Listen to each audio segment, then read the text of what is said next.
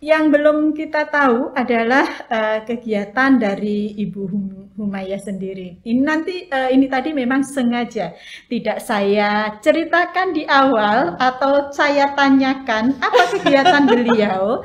Memang saya sengaja agar uh, pemirsa ini bertanya-tanya, kalau Ibu Humayah itu bisa seperti itu, yang ceritanya tadi sampai begitu eratnya bersilaturahmi dengan anggota, kemudian bisa mengadakan kegiatan-kegiatan yang luar biasa, menjadi kontributor PW-mu, kemudian ada grup Facebook-nya. Nah, ini tentu saja pemirsa ini bertanya-tanya, siapakah Bu Humayah itu? Nah, ini memang saya sengaja di akhir-akhir sesi ini aja saya baru ingin mengorek lebih lanjut siapa sebenarnya Bu Humayah ini. Nah, Bu Hum ini kegiatan sehari-harinya di mana, Ibu? Untuk 5 tahun ke belakang saya jadi tenaga pengajar di Muhammadiyah Boarding School Tanggul. SMP lah, Muhammadiyah Boarding School. Ini sekolah baru, pemirsa. Ya, sekolah baru yang waktu saya ke sana 3 tahun yang lalu itu masih berupa lapangan. Lapangan karena saya waktu itu ke sana dalam rangka kepingin melihat begitu. Nah, karena banyak cerita bahwa di Tanggul mau ada sekolah yang mendunia, rupanya begitu. Nah, rupanya tidak lama kemudian, 3 tahun ya Bu ya, sekarang sudah ada kelas 2 ya? Kelas 2 sekarang ada 3? Kelas 3 ada. Ada kelas 3. Kalau dulu kan SMP Muhammadiyah awal berdiri, kemudian 2 tahun ini karena kita fokusnya ke pesantren, ke boarding school. Sebentar Ibu, itu ceritanya sekolah tapi juga ada pondok pesantren. Wow, ini luar biasa. Yang kemarin 2 tahun pertama kita mendirikan, bukan mendirikan sebenarnya Bu, menghidupkan. Karena memang dulu SMP Muhammadiyah itu ada. Oh, sudah ada. Sudah ada, kemudian mati suri. Mati suri. Kemudian kita menghidupkan lagi menjadi SMP, tetap SMP Muhammadiyah 4 Tanggul. Tapi kan bangunan yang bagus, yang luar biasa itu saya kemarin melihat ketika di milad. Ya, untuk apa kemarin dalam rangka milad itu ya. Nah, itu ini bangunan yang mana? Ini saya sempat bertanya begitu. Rupanya ya yang lapangan yang dilihat dulu gitu. Rupanya sudah berdiri bangunan yang luar biasa megah itu ya. Nah, terus ini Bu 2 tahun ini menjadi Muhammadiyah Boarding School. Jadi yang SMP Muhammadiyah 4 Tanggul ini yang nutut yang kelas 8, 9 yang tidak mondok itu Bu. Ini kita sudah mengurus izinnya, berubah nama jadi Muhammadiyah Boarding School dan sudah ada dua jenjang, kelas 7 sama kelas 8 di sana. Alhamdulillah kalau sekolahnya sebelum ada COVID ini kita di yang lapangan itu tadi Bu. Tapi sekarang anak-anak itu asramanya di Bambu Kuning di tempatnya Pak Haji Maksum bendahara PDM itu. Jadi seperti itu. Kemudian kebetulan di SMP itu saya kebagian kurikulum. Kemudian ini lagi Bu yang ya agak-agak gimana ya? Saya tuh jurusan matematika. Tapi begitu ngajar kebagian ke Muhammadiyah karena sarjana matematikanya sudah ada, saya kebagian ngajar ke Muhammadiyah.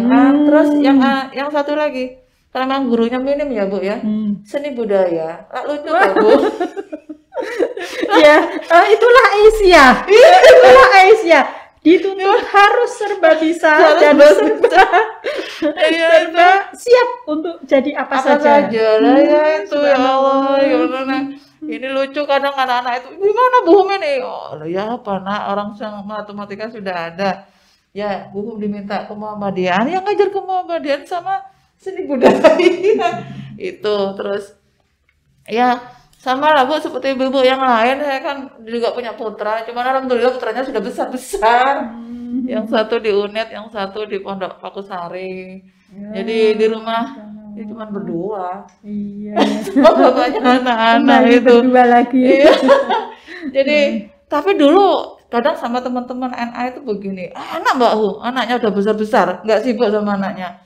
Saya kemarin waktu ngisi di NA itu, halo sayang, dulu ketika di NA anakku juga kecil-kecil, nggak langsung besar itu, repot juga sama repotnya, begitu dan sebagainya, sama seperti yang jenengan rasakan sekarang. Cuman yang terpenting adalah bagaimana memanage waktu. Itu. Ya, saya lihat memang yang sudah sepuh-sepuh di Aisyah itu saya betul-betul melihat wow, suatu manajemennya yang begitu luar biasa. Betul. Saya ingat ketika Bu Ning masih ini ya, di tasnya itu ada sendok. Ini kalau bukan ibu-ibu yang aktivis organisasi, rasanya tidak terpikir hal-hal yang seperti itu ya, memanage waktu, bagaimana untuk keluarga, kemudian bagaimana untuk organisasi, untuk masyarakat, untuk anak. Subhanallah, luar biasa. Baik, sahabat podcast Jembermu, setelah kita mendengarkan kesuksesan dari Ibu Humayyah dan kawan-kawan di dalam mengelola amal usaha maupun pengkaderan yang ada di cabang Aisyah Tanggul. Ya, kita sekarang akan mendengar dari beliau apa sih kendala atau barangkali cerita kesedihan, kesedihan yang sudah Ibu merasakan ketika menjalankan roda organisasi.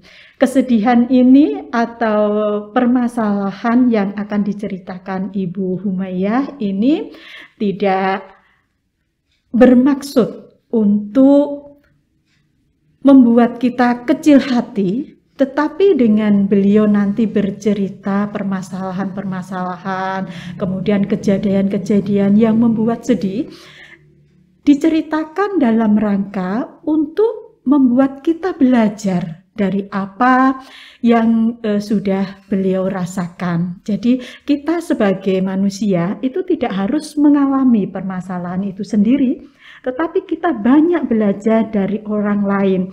Kita tidak perlu mengorbankan jari kita untuk menyatakan bahwa api itu panas. Tapi cukuplah dengan mendengar pengalaman dari orang lain bahwa api itu panas. Nah, itu gunanya ketika nanti Bu Humayyah bercerita tentang permasalahan-permasalahan ataupun kesedihan yang beliau alami ketika menjalankan roda kepemimpinannya di PCA Tanggul. Ibu, bagaimana Ibu? Ya Allah. Nggak usah nangis ya. Enggak, Bu Khair, ini terima kasih loh, pertanyaannya ini luar biasa ya Bu Khair ya. Tapi kadang kita pandai-pandai berpikir positif saja. Setiap ada kendala di organisasi, kita mikirnya ada hikmah di baliknya, itu pasti. Iya. Jadi nggak ada yang namanya perasaan saya kecewa. Saya sudah melakukan ini tapi kok hasilnya seperti ini. Lah itu insya Allah kalau mungkin kita bisa bersikap positif thinking, mau ngambil hikmah dari setiap kejadian, insya Allah itu dijauhkan oleh Allah Ibu. Kalau di Tanggul itu Ibu, yang kami rasakan pertama itu memang mungkin kita terlalu muda dulu. Wow, terlalu muda.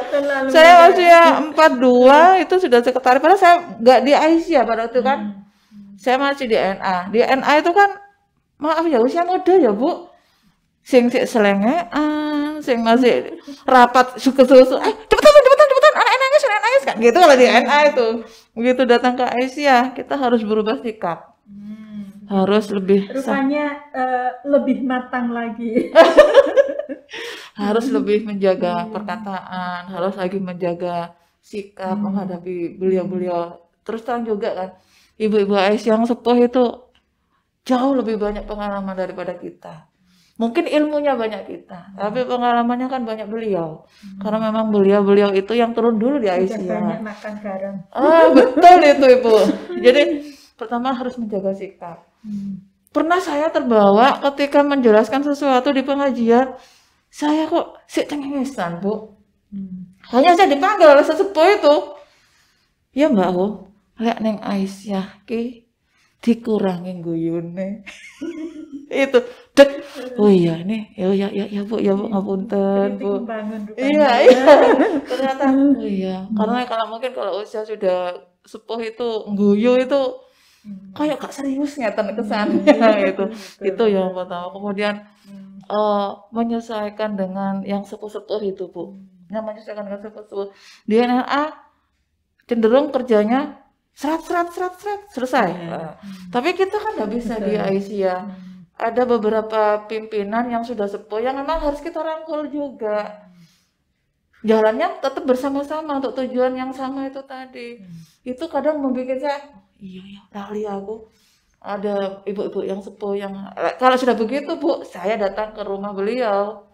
Iya, kalau mau ketemu beliau, minta seperti kemarin ke rumahnya Bu Pujo, Bu Nuning itu wakil ketua. Ibu saya begini, saya curhat, saya begini gini. Saya salah ya Bu gitu. Loh, pertama iya Mbak sejane itu walah begitu iya gini. Sama seperti juga ketua kami itu Mbak Ida kan juga masih muda. Mungkin ngomong kalau ke Ibu Mbak Aisyah dengan teman-teman DNA kan beda. Jadi ya itu ini rupanya banyak belajar ya Bu ya dari betul di Aisyah tuh banyak belajar ternyata. Kemudian itu yang secara organik. Kemudian kalau ada misalnya tidak aktif, beberapa pimpinan tidak aktif yang membuat kita sedih gitu ya Bu ya. Apalagi karena sakit, karena urusan keluarga, atau kadang yang maaf ada yang meninggal begitu, itu udah beban ke kami itu, ke kita ya Allah ini kita harus cari gantinya seperti ini. Terus ya apa caranya cari ganti dan sebagainya itu mesti yang muda-muda ini mikirnya. Kemarin kan kita maaf ini kehilangan Ibu Ketua di Dasmen, Bu Tiarum itu luar biasa beliau.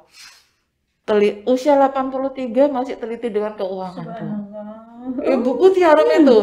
Jadi kalau mau hadap Bu Tiarum kita harus dilengkapi dulu, lebih hati-hati. Kamu tadi ditanya satu persatu itu.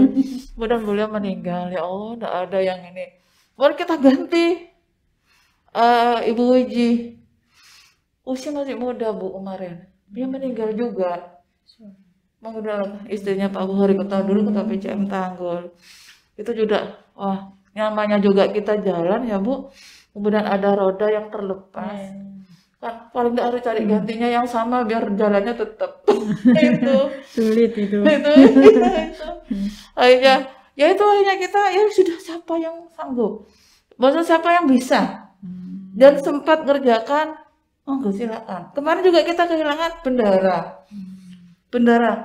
kita, bendara kami Bu, bendara 2, Ibu Waridah Salam itu. Ya Allah, kok sampai maaf ini ada guyonan karena 2 kali ketua pimpinan ketua di Dasman itu meninggal. Sekarang ada ini, aku harus hati-hati ini ya ketua di Dasman. Gitu. Memang di Dasman itu berat ya Ibu ya, kerjanya itu memang luar biasa dan kerjanya berat tetapi juga disamakan dengan pimpinan yang lainnya, tidak ada hak. Alhamdulillah Bu, tapi kita misalnya di TK kita kan kemarin waktu pertama kali dilantik kita ngadakan ini ke studi banding ke TK 1 Kaliwates soal sentralisasi keuangan. Awalnya kita ditentang oleh guru dan TK, guru dan kepala sekolah dan Dasman yang lama dengan pola sentralisasi keuangan itu. Kemudian, tapi kita nggak kalah akal. Kita menjelaskan bagaimanapun, itu sudah puluhan tahun sistem itu berjalan, keuangan dikelola oleh sekolah, keuangan dikelola oleh mesti mereka keberatan. Ayo kita ajak study banding ke Kalimantan. Sesuatu yang baru. Iya, betul. Memang, kalau mau diterapkan itu pasti. Iya, menimbulkan pro kontra. Itu biasa. Saya. Tapi kalau itu sesuatu untuk menuju kebaikan, kenapa enggak gitu ya? Memang harus dikondisikan itu. Iya. Saya kira pimpinan yang bijaksana, yang bisa menjembatani untuk bagaimana sistem itu akhirnya terlaksana. Ya, Ibu yang luar biasa, pemirsa podcast Jembermu yang berbahagia, rupanya cerita Bu Humayyah ini akan mengakhiri perjumpaan kita ini yang. Tapi ada satu cerita pribadi. Begitu. Oh iya Ibu. Silakan. Ada satu cerita pribadi yang mungkin menginspirasi bahwa bermuhammadiyah itu harus istiqomah. Begitu. Ya. Saya kan menikah dengan suami saya itu, keluarga suami saya itu kan orang gunung. Di luar Muhammadiyah begitu. Akhirnya saya setelah menikah ke Tuban 1 tahun di sana ikut ngurusi panti asuhan Mula Muhammadiyah. Saya hamil, saya pulang karena bapak itu sakit. Setelah saya melahirkan, saya pulang ke rumah mertua. Nah, kebetulan mertua itu salah satu tokoh saudara kita itu, ya tokoh masyarakat. Pada waktu itu masih nggak seperti sekarang cara berpikirnya. Akhirnya ada yang memfitnah, saya diusir. Pada itu ya gara-gara karena saya dan suami saya Muhammadiyah, termasuk anak bayi saya. Saya diusir. Itu episode hidup bermuhammadiyah yang luar biasa. Saya diusir-usir sampai pindah berapa kali itu dalam setahun. Akhirnya alhamdulillah bisa bikin rumah di tempat yang sekarang itu. Ternyata memang benar bermuhammadiyah itu harus ditunjukkan. Tidak ditutup-tutupi. Sampai kemarin maaf saya bikin rumah itu di daerah pegunungan, kemudian sulit sekali mencari nama saya. Misalnya teman saya jauh itu ke rumah itu sulit sekali. Hanya terpikir oleh saya itu, gimana Pak kalau jendelanya dikasih logo Muhammadiyah. Saya tadi 4 jendela di depan saya ukir dengan logo Muhammadiyah, Aisyah, Pemuda Muhammadiyah dan NA. Jadi kalau ada teman jauh datang, mana? Itu pokoknya omah, anak logone Muhammadiyah, ku omahku. Emang begitu.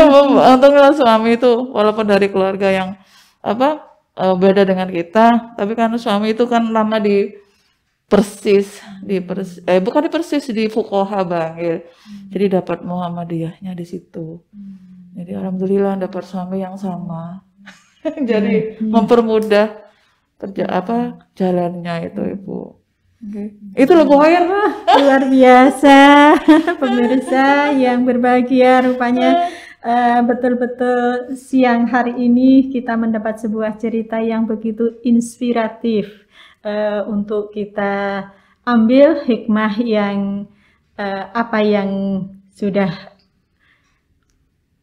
diceritakan oleh Bu Hums. Rupanya beliau selain banyak memberi informasi kepada kita tentang cabang Aisyah Tanggul yang begitu luar biasa, punya banyak amal usaha, kemudian sistem pengkaderan yang dilakukan di sana juga sangat menginspiratif bagi kita sehingga sampai bisa mendunia begitu cabang Tanggul ya dalam pengkaderan baik formal maupun non formalnya berjalan dengan lancar dan apa yang diceritakan semua tentang kesuksesan patut kita acungi jempol. Semoga bisa menginspirasi bagi cabang-cabang Aisyah baik di Jember maupun di daerah-daerah lain. Nah, untuk itu pada kesempatan kali ini juga kita bisa mendengar cerita perjalanan bermuhammadiyah bagi seorang Humayyah yang begitu menginspirasi bagi kita. Ternyata kita bisa menyimpulkan untuk bermuhammadiyah itu memang kita harus total, ya. Tidak setengah-setengah, tidak usah ditutup-tutupi. Ini katanya Bu Humayyah. Nah, semoga cerita ini juga menginspirasi kita di dalam bermuhammadiyah. Nah, apa yang diceritakan tadi buat sahabat podcast Jembermu, semoga menginspirasi kita semua dan yang akhirnya kita nanti menjadikan Muhammadiyah sebagai sarana dan kita nanti bisa menjadi kuntum khairan ummah yang nantinya kita akan bertemu di surganya kelak menjadi tetangga-tetangga lagi. Itulah tujuan kita, menjadi orang-orang yang bertakwa. Terima kasih sahabat podcast Jembermu atas perhatian dan kebersamaannya. Kita akhiri dengan membaca hamdalah alhamdulillahirabbil alamin. Dari kami salam sehat dan bahagia. Wassalamualaikum warahmatullahi wabarakatuh. Waalaikumsalam. Terima kasih Ibu Humayyah. Sama-sama Ibu.